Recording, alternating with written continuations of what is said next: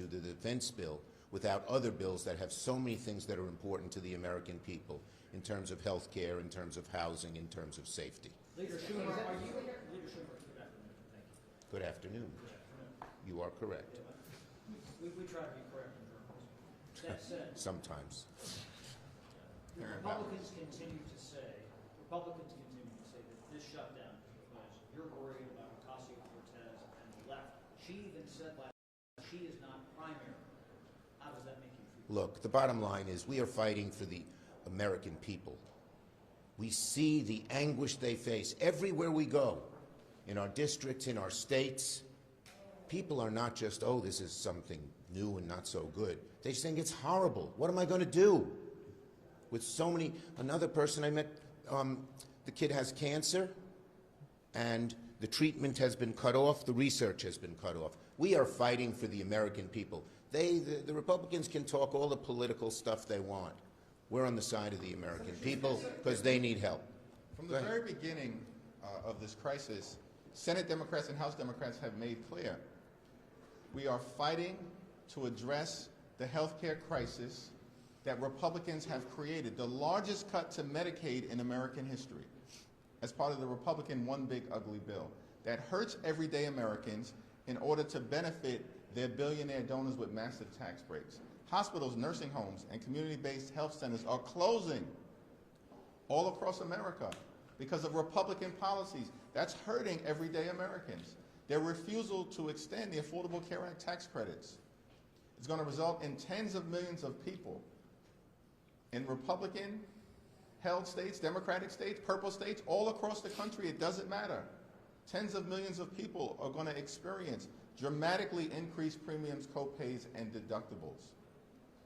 It's going to make health care unaffordable for people. They will be unable to see their doctor or take their children to see a doctor when they need one. That's not acceptable in this country. This is the wealthiest country in the history of the world.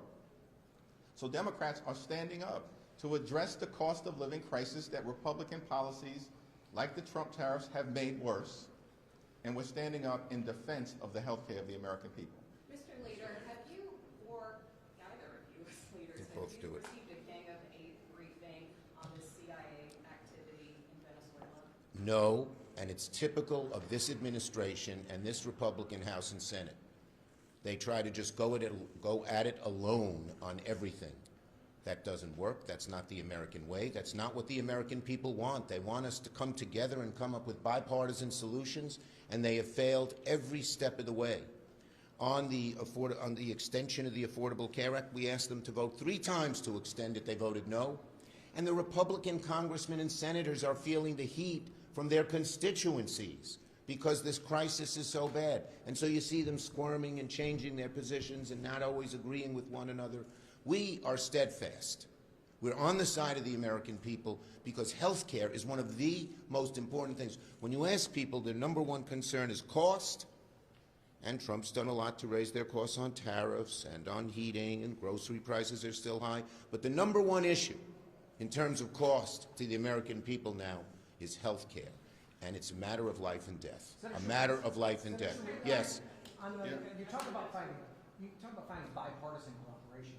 There was a bipartisan deal in the Senate on this defense appropriations bill that passed overwhelmingly out of committee. If it's on the floor today, why won't Senate Democrats vote? Because we need to make sure they have, first of all, we have always believed, we believe that we need a strong defense, but we believe we need strong health care. We need strong safety for the American people. We need strong programs that help them with so many other issues, mental health and education. And we have always negotiated these agreements, these appropriation agreements in a bipartisan way. Once again, they're just going at it alone. Thank you. Yeah, thank you. Thank you. Their approach has been my way or the highway from the very beginning, and we just continue to maintain the position. We will sit down, have a bipartisan discussion to reopen the government, to address the Republican health care crisis, and to enact a spending agreement that actually makes life better for the American people. Because the American people are suffering under these policies that have made life more expensive for them. Trump promised to lower costs on day one. Costs haven't gone down, they've gone up. Electricity prices skyrocketing through the roof. Housing still too expensive. grocery costs too high, and now they want to stick it to the American people in terms of these health care premiums. It's all unacceptable. Cancel the cuts, lower the costs, save health care. And just on a procedural issue, so you all know, they need unanimous consent to add something to the defense bill. They don't have it. Thank you. Leader Schumer, you've convinced the